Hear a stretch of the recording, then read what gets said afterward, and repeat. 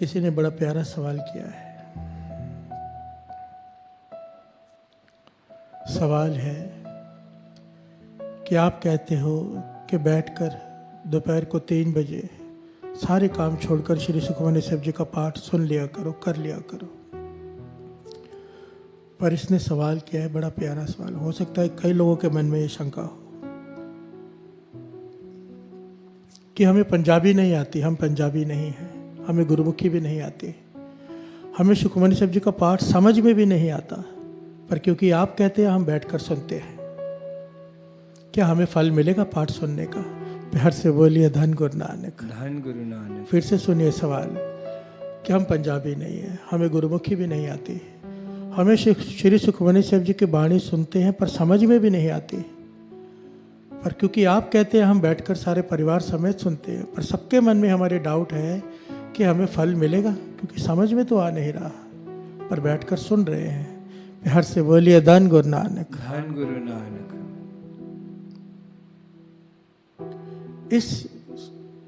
इसका जवाब ना बड़ा ही प्यारा ऐतिहासिक घटना में है, गुरु अर्जन देव जी महाराज का समय की। 5वें गुरु नानक गुरु अर्जन देव जी महाराज के समय की घटना। जहांगीर बादशाह का एक बड़ा ही खास एहलकार हुआ है, वजीर खान।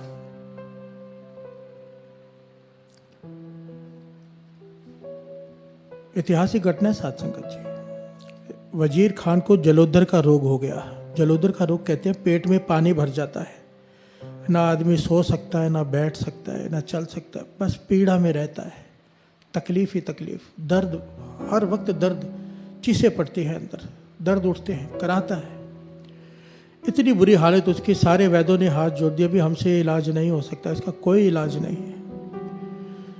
अब जहांगीर का खास एहलकार है, वो बहुत बड़ी हवेली में रहता है।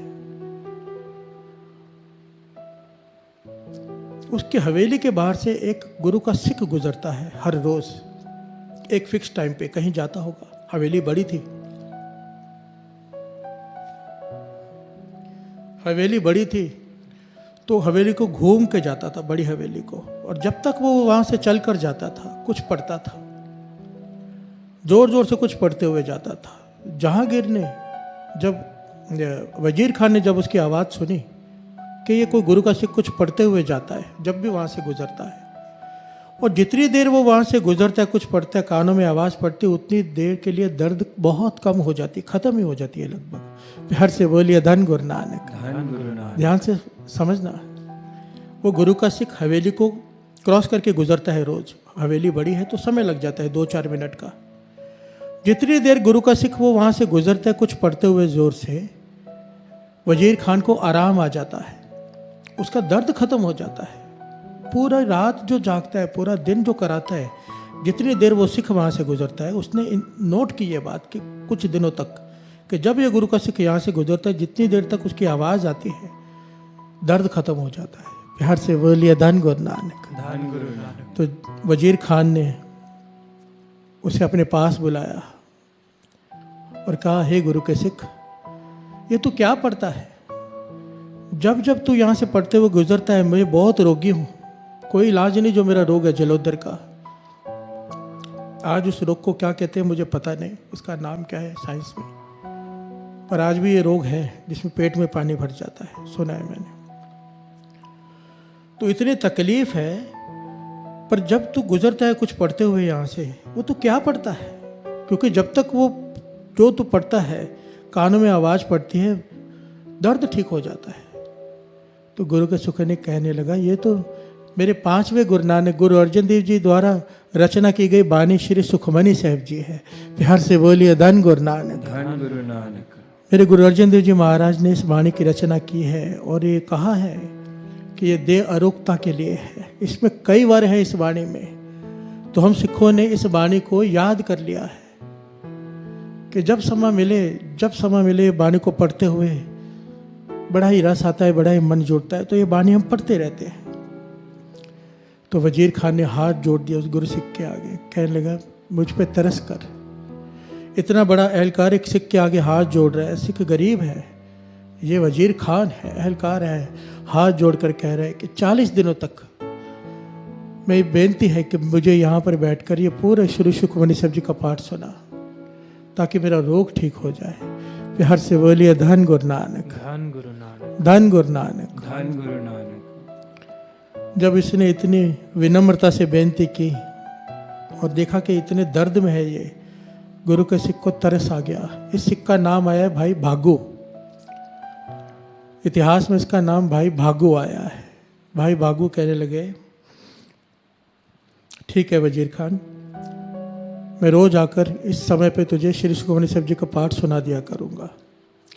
साथ संगत जी 40 दिनों तक वजीर खान बैठकर, 2 आसन लग जाते थे, एक आसन जमीन पर धरती पर बैठकर वजीर खान बैठता था, एक आसन पर गुरु का सिख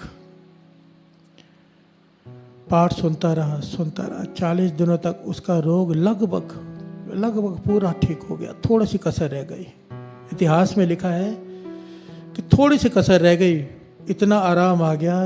वजीर खान ने हाथ जोड़े आखिर में, कहने लगा, हे गुरु के सिख, तूने इतना तरस किया है मुझ पर, श्री सुखमनी साहब जी का पाठ 40 दिन सुनाया है, अब जिसने ये वाणी की रचना किया उसके दर्शन भी करा दे। प्यार से बोलिए धन गुरु नानक, धन गुरु नानक।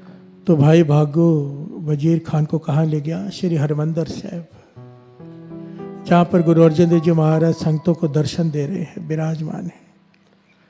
वजीर खान ने चरणों में मस्तक रखा और जोर जोर से रोने लगा। गुरु अर्जन देव जी महाराज मुस्कुरा के कहने लगे, वजीर खान, तकलीफ दूर हो तो गई है, अब क्यों रो रहा है? तो वजीर खान कहने लगा, पातशाह, थोड़ी कसर रह गई है, अब तरस करो, पूरी तरह ठीक कर दो, पूरी तरह ठीक कर दो। तो यहाँ पर गुरु अर्जन देव जी महाराज ने वड्याई दी अपने भक्तों को, वड्याई दी गुरु के सिखों को, वड्याई दी संतों महापुरुषों को। गुरु अर्जन देव जी कहने लगे, अगर ठीक कराना है तो बाबा बुड्ढा जी वहाँ सेवा करा रहे हैं, उनसे जाकर बेनती करो, वो ठीक कर सकते हैं। कि हर से बोलिए धन गुरु नानक, धन गुरु नानक। गुरु का सिख गुरु को आगे रखता है, पर गुरु खुश होता है अपने सिख को आगे करके। फिर हर से बोलिए धन गुरु नानक, धन गुरु नानक। हर अपनी वड्याई पावंदी जन का जयकार कराए। फिर हर से बोलिए धन गुरु नानक, धन गुरु नानक। वजीर खां जहाँ बाबा बुड्ढा जी सेवा करवा रहे थे वहाँ चला गया और हाथ जोड़कर बेनती की कि गुरु अर्जन देव जी महाराज ने भेजा है, मेरा जलोदर का रोग है, तो कसर रह गई है, ठीक कर दो, बहुत तकलीफ में हूँ।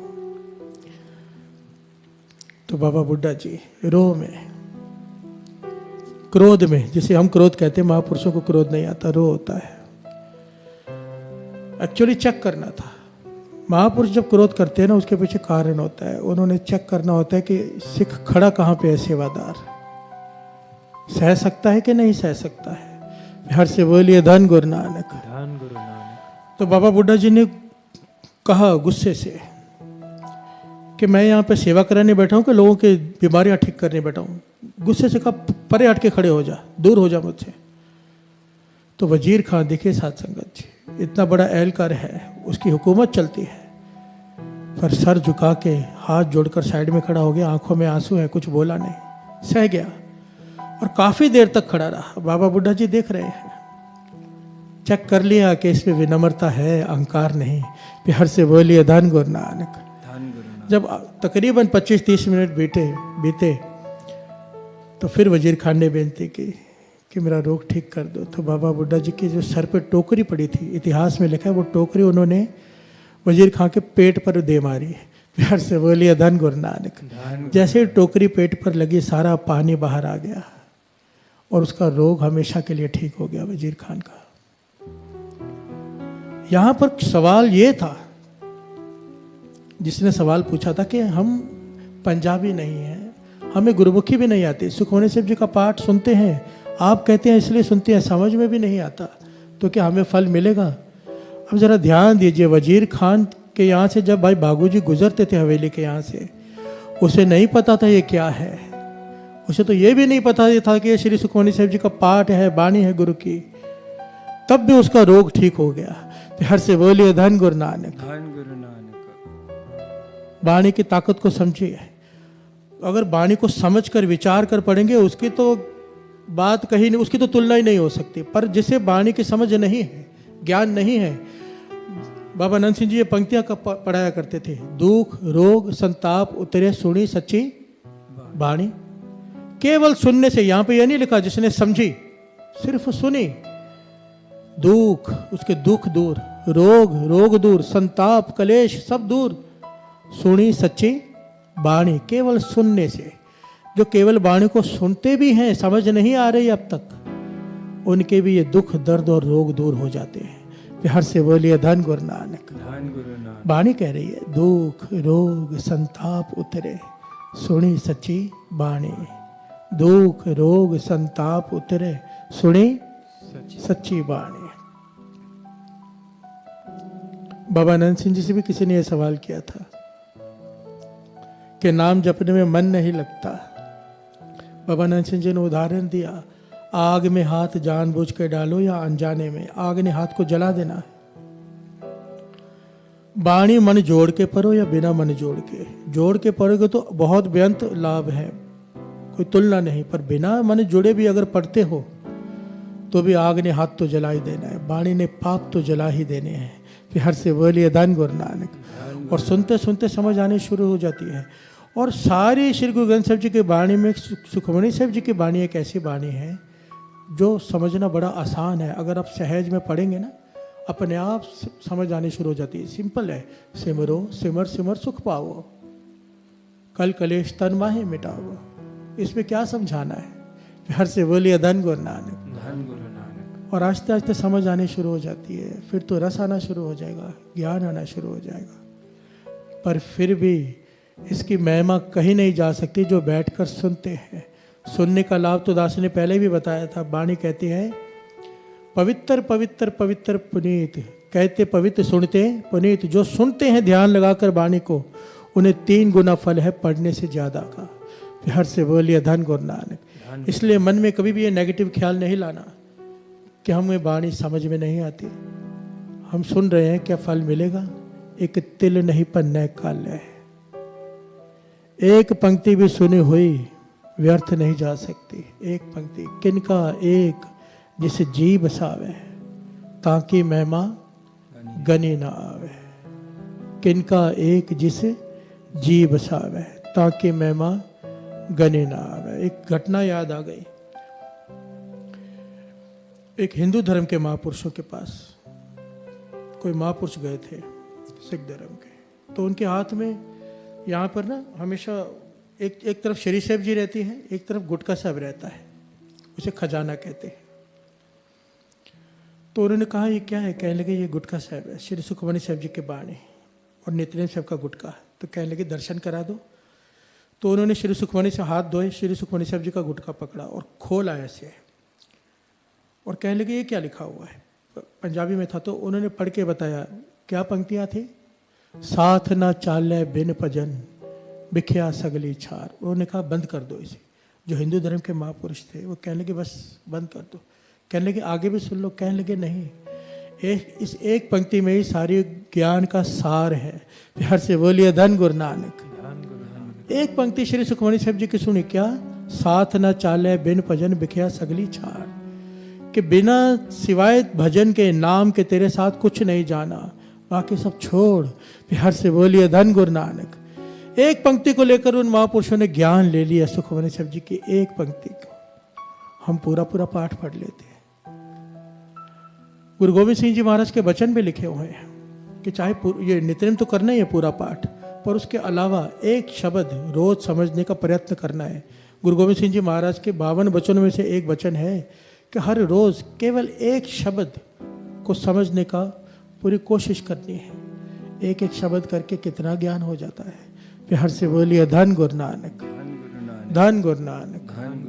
किनका एक जिस जी बसावे, ताकि महिमा गनी ना आवे। दुख रोग संताप उतरे, सुनी सच्ची बाणी।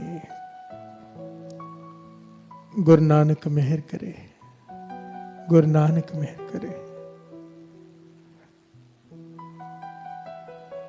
ये वाणी जो पढ़ रहे हैं, जो सारी संगत मिलकर श्री सुखमणी साहब जी का पाठ कर रही है दोपहर को, उनके एक एक चरणों में मेरा सर, एक एक के चरणों में क्योंकि धन है वो संगत है जो सब मिलकर श्री सुखमनी साहब जी का पाठ कर रहे हैं।